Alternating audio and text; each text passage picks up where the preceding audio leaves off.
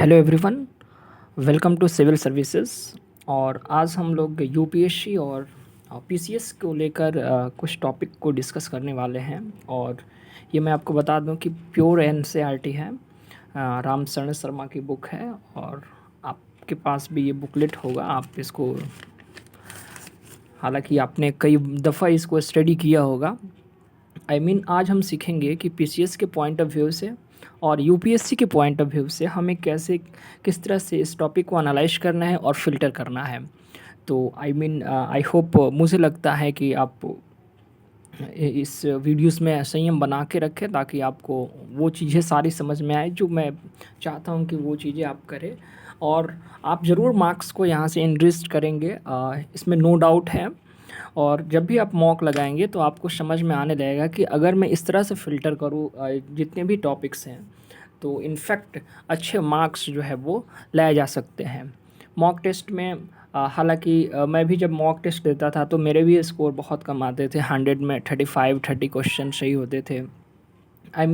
वो रेशियो धीरे धीरे इंक्रीज हुआ कैसे, तो एनसीईआरटी की जितने भी बुक्स हैं मैंने उसको अच्छे से फॉलो किया और फिर मैंने शुरू किया उसको फ़िल्ट्रेशन करना। इनफैक्ट जब तक आप फ़िल्ट्रेशन नहीं करेंगे आप एक बेहतर वहाँ से क्वालिटी नहीं ढूंढ पाएंगे। तो बिना किसी डिले किए हुए आगे हम बढ़ते हैं। और ज़रूर आप इस वीडियोस के माध्यम से आप सीख पाएंगे कि कैसे फ़िल्टर करना है। और मैं उम्मीद करता हूँ कि आप ज़रूर यहाँ से जब जब ये क्लास ख़त्म होगी तब आपको समझ में आने लगेगा कि मॉक टेस्ट में या फिर कैसे क्वेश्चंस को हम सही करें वहाँ तक पहुँचे। और जो एग्जामिनर जैसे पूछता है लैंग्वेज को लेकर, उस लैंग्वेज में जो डायलेमा आती है उस डायलेमा को कैसे हम सॉल्व करें, तो वो इस वीडियोज़ के माध्यम से आप सीखने वाले हैं। तो शुरू करते हैं। आर्यों का आगमन और ऋग्वैदिक युग, मूल निवास स्थान और पहचान। जैसे मैंने यहाँ पे कई सारे, जैसे यहाँ पे पॉइंट पी मैंने करके यहाँ पे डिनोट किया है जगह जगह पे। ये पी दिखाता है कि यहाँ से मैंने फ़िल्टर किया है। हो सकता है कि मैं एनालाइज करूँ या फिर आप जब भी एनालाइज करेंगे तो आपके अकॉर्डिंग हो सकता है कि दूसरी लाइनें बन जाए। बट मुझे जो समझ में आया कि हाँ ये पॉइंट्स बन सकते हैं, वहाँ से मैंने फ़िल्टर किया। यह कहना कठिन है कि सारे आर्य लोग एक ही नस्ल के थे, पर उनकी प्रारंभिक संस्कृति करीब करीब एक प्रकार की थी। वे हिंद यूरोपीय परिवार की भाषाएं बोलते थे। वे अपने परिवर्तित रूपों में आज भी समूचे यूरोप और ईरान में तथा भारतीय उपमहादेश के अधिकतर भागों में बोली जाती है। आर्यों का मूल निवास आल्प्स पर्वत के पूर्वी क्षेत्र में जो यूरेशिया कहलाता है। अर्थात आपको अब पता चलना चाहिए कि ये हम पढ़ रहे हैं आर्यों का आगमन और ऋग्वैदिक युग। ओके, तो अब इसमें मोटे तौर पर अगर देखा जाए तो अब आपको यहाँ से फ़िल्टर क्या क्या करना है। जैसे आर्यों का मूल निवास, अब ये स्टेटमेंट ऐसे बन सकता है कि आर्यों का मूल निवास आल्प्स पर्वत के पश्चिमी क्षेत्र में है या पूर्वी क्षेत्र में है, तो यहाँ से एक बन सकता है। और ये यूरेशिया का पार्ट है तो यूरेशिया से भी स्टेटमेंट बनाए जा सकते हैं। तो मैंने यहाँ पे एक फ़िल्टर कर दिया कि मुझे ये वाला पॉइंट जो है ना काफ़ी इफेक्टिव लगा फैक्चुअल पॉइंट से, और फिर मैंने यहाँ पे पी डिनोट कर दिया। आगे देखते हैं। कहीं पर बतलाया जाता है आज कुत्ता, घोड़ा आदि कुछ पशुओं के नाम और भुर्ज, देवदारू, मैपिल आदि कुछ वृक्षों के नाम सभी हिंद यूरोपीय भाषाओं में समान पाए जाते हैं। ये समान शब्द यूरेशिया के पौधों और पशुओं के वाचक है। इनमें यह भी प्रकट होता है कि आर्यजन नदियों और वनों से परिचित थे। अर्थात अगर ये भी स्टेटमेंट देखा जाए तो यहाँ भी एक पॉइंट बन सकता है। ये पूछा जा सकता है कि आर्यजन नदी और वन से परिचित नहीं थे। ओके, तो यहाँ पे स्पष्ट लिखा हुआ है कि थे। इनफैक्ट यह विचित्र बात है कि पर्वतवाचक समान शब्द कुछ ही आर्य भाषाओं में, हालांकि आर्यों ने अनेक पर्वतों को पार किया। उनका धंधा मुख्यतः पशुचारण था, कृषि का स्थान गौड़ था। अब यहाँ पे स्टेटमेंट बनाया जा सकता है कि ऋग्वैदिक काल में आर्यों का जो मुख्य ऑप्शन था वो क्या था। ऑप्शन आ सकते हैं कृषि, पशुचारण। तो यहाँ आपको अच्छे से फोकस करना है। उनका धंधा मुख्यतः पशुचारण था, जबकि कृषि का स्थान गौड़ मिस होता है द्वितीय। प्राथमिक पशुचारण था, द्वितीय था कृषि। आर्यों के समाज में पुरुष की प्रधानता थी। आर्यों के जीवन में घोड़े का सबसे अधिक महत्व था। अर्थात आर्यों में सबसे प्रिय अगर पशु पूछा जाएगा तो वो क्या होगा, घोड़ा होगा। पालतू घोड़े पहली बार ईसा पूर्व 6वीं सहस्त्राब्दी में काला सागर और यूराल पर्वत के क्षेत्र में इस्तेमाल किए गए। 3000 ईसा पूर्व में यूराल क्षेत्र में घोड़े की लगभग 60,000 हड्डियां मिली है। घोड़े की तेज रफ्तार के कारण आर्यों और उनके सहयोगी जनों को लगभग 2000 ईसा पूर्व के बाद पश्चिमी एशिया में चढ़ाई करने में सफलता मिली। अर्थात यहाँ से मुझे कुछ पॉइंट्स नहीं मिला। इनफैक्ट अगर आपको पॉइंट्स निकालना हो तो आप निकाल सकते हैं।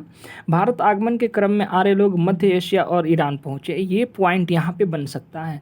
भारत में आर्यों की जानकारी ऋग्वेद से मिलती है, जो हिंद यूरोपीय भाषाओं का सबसे पुराना ग्रंथ है। तो मैंने यहाँ पर एक पॉइंट दे दिया कि यहाँ से पूछा जा सकता है कि इसकी जानकारी कहाँ से मिलती है। इस वेद में आर्य शब्द का उल्लेख 36 बार पर सामान्यतः इससे सांस्कृतिक समुदाय का बोध होता है। ऋग्वेद में अग्नि, इंद्र, मित्र, वरुण आदि देवताओं की स्तुतियाँ संग्रहित हैं, जिनकी रचना विभिन्न गोत्रों के ऋषियों और मंत्र स्पर्ताओं ने की है।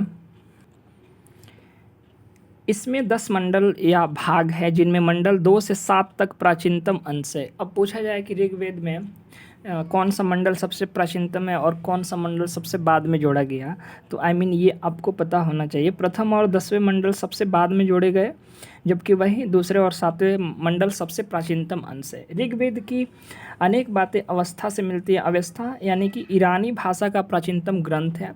तो फिर मैंने यहाँ पे भी एक पॉइंट दे दिया। ओके, तो आप भी इस तरह से चाहे तो आप फिल्टर इसको कर सकते हैं। कितने सारे पॉइंट्स आ रहे हैं, चाहे तो आप इस पॉइंट्स का सिनॉप्सिस भी बना सकते हैं, इसमें कोई दुविधा नहीं है। आगे बढ़ते हैं। पर हिंद यूरोपीय भाषा का सबसे पुराना नमूना इराक में पाए गए लगभग 22 ईसा पूर्व के एक अभिलेख में मिला है। तो मैंने यहाँ भी एक पॉइंट दे दिया कि कहाँ से इसके सोर्सेज हैं। ओके, बाद में इस तरह के नमूने अनातोलिया में 19वीं 17वीं सदी ईसा पूर्व के हिट्टाइट अभिलेखों में मिलते हैं। इराक में मिले लगभग 1600 ईसा पूर्व के कसाइट अभिलेखों में तथा सीरिया में मितन्नी अभिलेखों में आर्यों का नाम उल्लेख मिलता है। तो कहाँ कहाँ पे मिलता है, मैंने वो पॉइंट यहाँ पे डिनोट कर दिया। लेकिन भारत में अभी तक इस तरह का कोई अभिलेख प्राप्त नहीं हुआ है।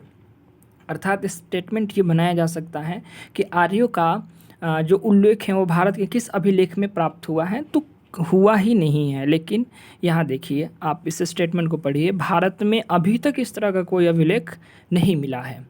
तो आपको यही सब बातें ध्यान रखना है कि हमें किस तरह से फ़िल्टर करना है कि पॉइंट हमें दिखे। जैसे यहाँ पे आप देखिए, उनके आगमन का यथेष्ट पुरातात्विक प्रमाण नहीं मिलता है।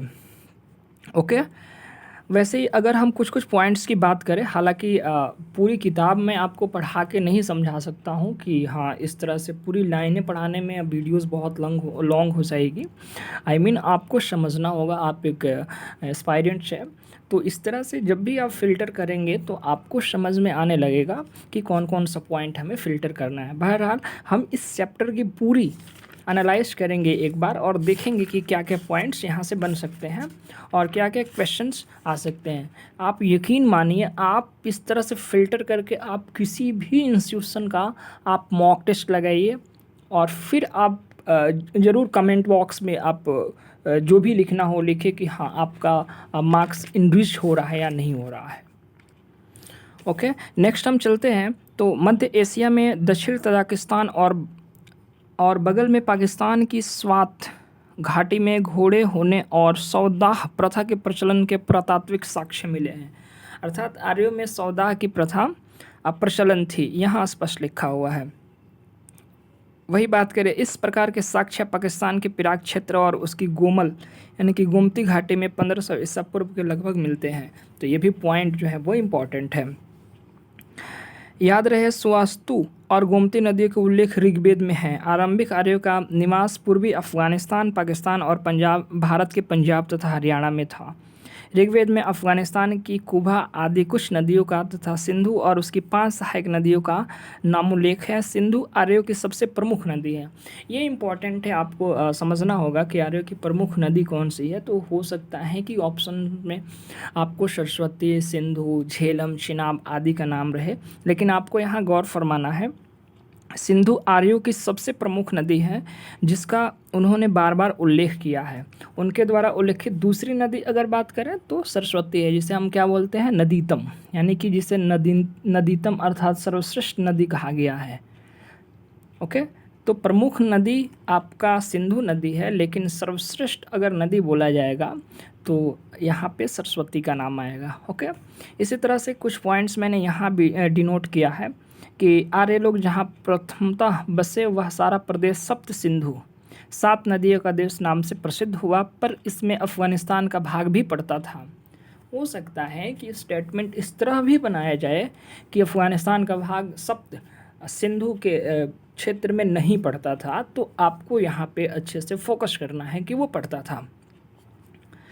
दूसरी चीज़ है, भारत में आर्य लोग कई खेपों में आए। खेप अर्थात कई चक्र में आए, वो लोग कई बार आए। सबसे पहले की खेप में जो आए वे ऋग्वैदिक आर्य, जो इस उपमहादेश में 1500 ईसा पूर्व के आसपास दिखाई देते हैं। उनका दास दस्यु आदि नाम के स्थानीय जनों से संघर्ष हुआ। अब यहाँ पे इम्पॉर्टेंट हो गया, दास तो आप समझ रहे हैं, बट दस्यु क्या होता है वो इम्पॉर्टेंट है। ओके, तो आप जब यहाँ देखेंगे ऋग्वेद में कहा गया है कि भरत वंश के राजा दिवोदास ने शंबर को हराया। यहाँ दास शब्द दिवोदास के नाम में लगता है। ऋग्वेद में जो दस्यु कहे गए हैं वे संभवतः इस देश के मूल निवासी थे। ओके, आर्यों के जिस राजा ने उन्हें पराजित किया वह त्रसदस्यु कहलाया। अर्थात अगर दस्यु का बात किया जाए तो वो होगा कि वो आर्यों के मूल निवासी थे, संभवतः इस देश के मूल निवासी थे वो। ओके, वैसे ही जब आगे बढ़ेंगे तो ऋग्वेद में दस्यु हत्या शब्द का बार बार उल्लेख मिलता है, पर दास हत्या का नहीं। दस्यु लोग शायद लिंग पूजक थे और दूध के लिए पशु चालन नहीं करते थे। ओके, तो ये कुछ पॉइंट्स हैं जो आपको अच्छे से डिनोट करना है। जब हम जनजातीय संघर्ष की बात करते हैं तो यहाँ पे देखिए, ऋग्वेद में इंद्र को पुरंदर कहा गया है,